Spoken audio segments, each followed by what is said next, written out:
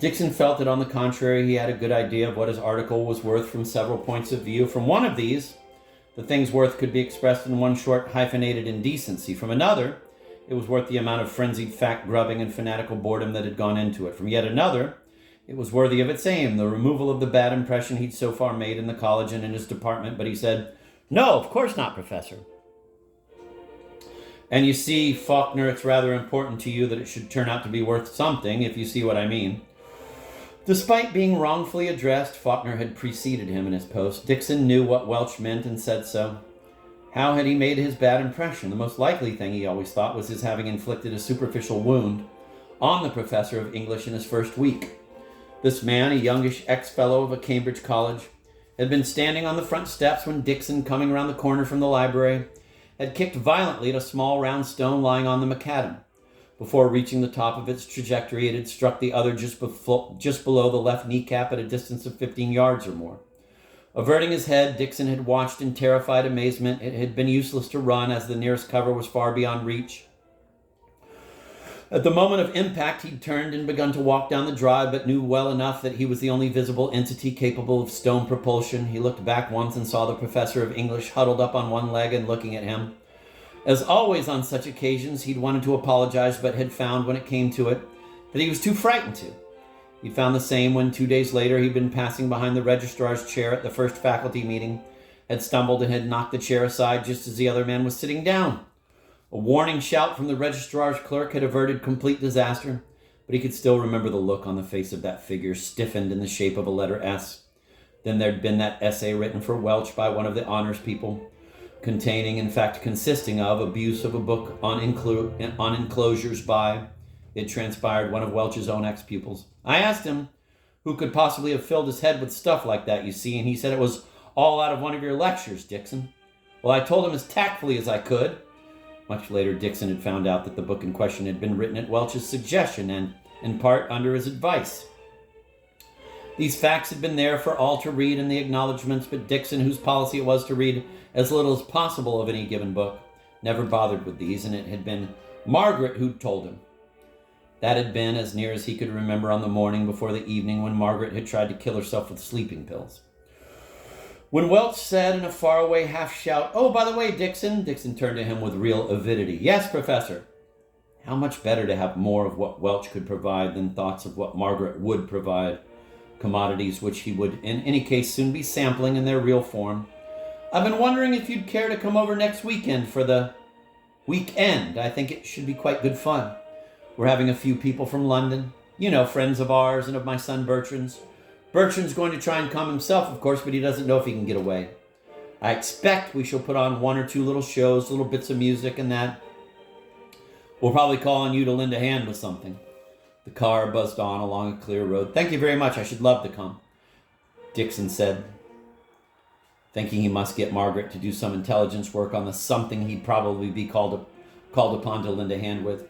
Welch seemed quite cheered by this ready acceptance. "That's fine," he said with apparent feeling. "Now there's something on the academic side I'd like to discuss with you. I've been talking to the principal about the college open week at the end of term.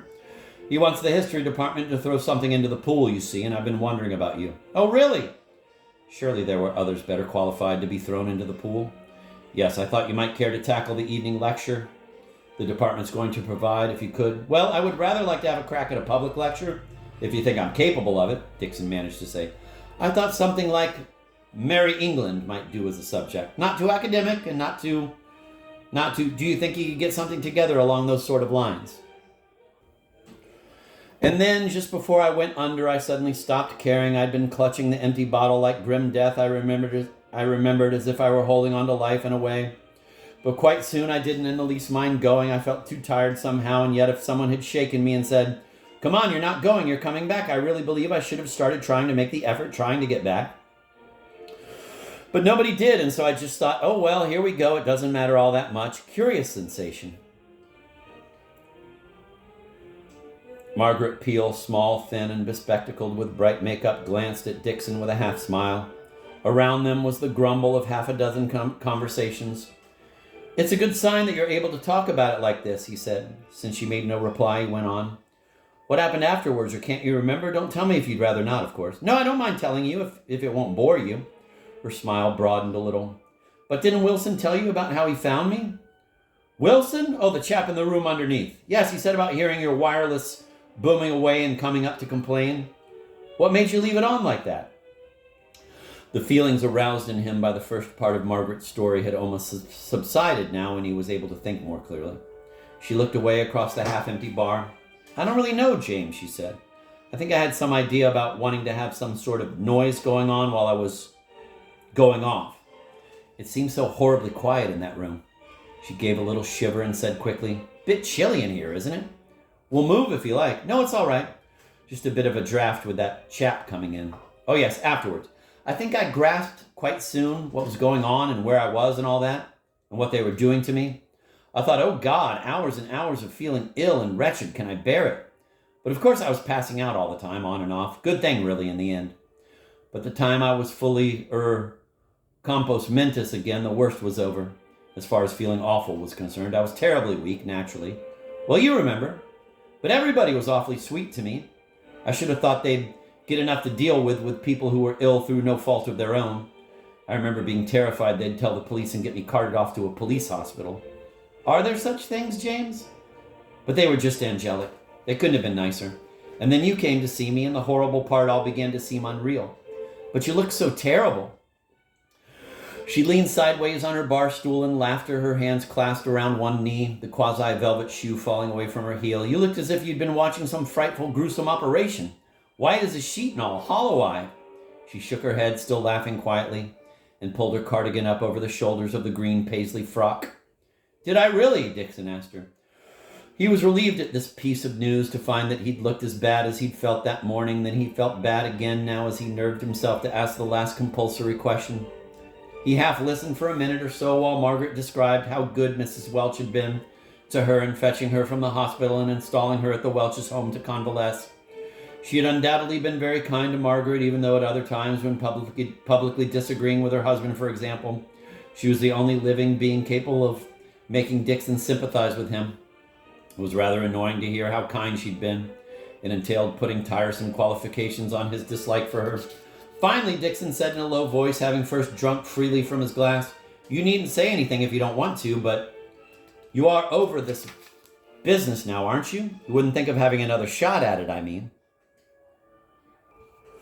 She glanced up quickly as if she'd been expecting to be asked this, but he couldn't tell whether she was glad or sorry when it came. Then she turned her head away and he could see how thin the flesh was over her jawbone. No, I wouldn't have another shot at it, she said. I don't care about him anymore. I don't feel anything at all about him, one way or the other. So much so I feel now it was rather silly to have tried at all. This made Dixon decide that his apprehensions about the evening had been absurdly out of place. Good, he said heartily. Has he tried to get in touch with you or anything? Not a thing, not even so much as a phone message. Vanished without a trace. He might never have existed as far as we're concerned.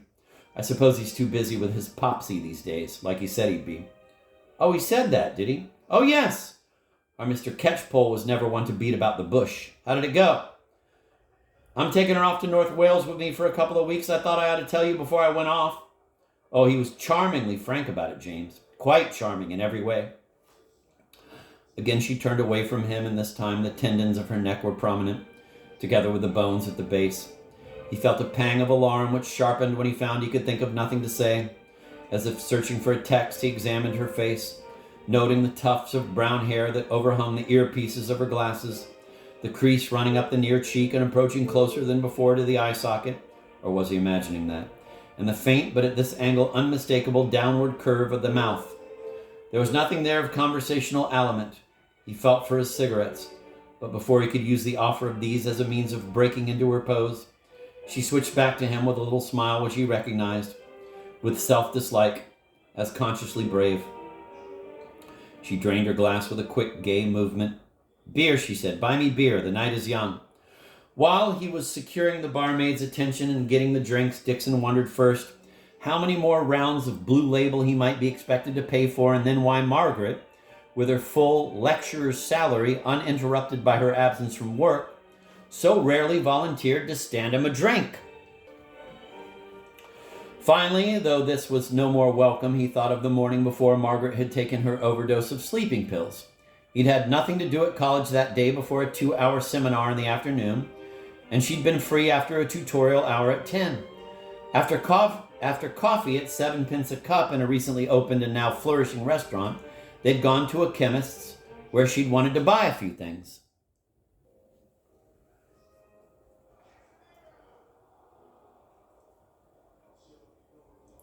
One of the things had been a new bottle of the sleeping pills. He could remember exactly how she'd looked, dropping the bottle and its sealed white wrapper into her handbag and glancing up to say, "If you've got nothing better to do tonight, I'll be brewing up about 10. What about dropping in for an hour?" He'd said he would, meaning to turn up, but in the event he hadn't been able to get his next day's lecture written up in time, nor, he realized, had the prospect of another conference about catchpole seemed inviting when 10 o'clock came. In the early evening, Catchpole had called on Margaret to tell her he was finished with her, and at about 10 she'd eaten the whole bottle full of pills. If he'd been there himself, Dixon thought now for the 1000th time, he'd have been able to prevent her, or, if too late for that, to get her to the hospital a good hour and a half earlier than that fellow Wilson had. He shied away from the image of what would have happened if Wilson hadn't bothered to go up to Margaret's room. What had actually happened was much more unpleasant than anything he could have predicted that morning. The next time he'd seen her was in the hospital a week later. Pocketing the 8 pence change from his 2 florins, Dixon shoved one of the stem glasses along to Margaret. They were sitting at the bar of the Oak Lounge in a large roadside hotel not far from Welch's house.